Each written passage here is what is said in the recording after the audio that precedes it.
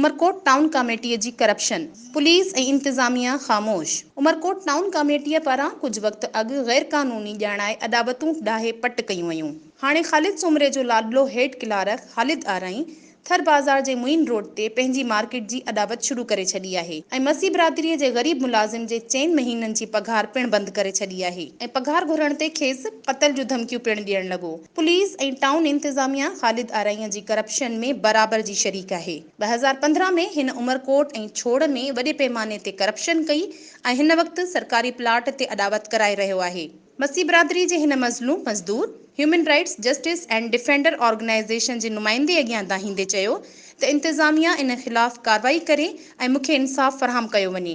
ॿी सूरत में आउं पंहिंजे पाण खे बाहि ॾेई छॾींदसि। हिन वज़ीर आला सिंध, वज़ीर बल्दियात ऐं DG Sindh, director encroachment, secretary Sindh ऐं DG सिंध ऐं ॿियनि आला इख़्तियारनि खे दरख़्वास्त ॾिनी त मूंसां इंसाफ़ कयो वञे। इरमनाज़ HRJDO न्यूज़ हैदराबाद।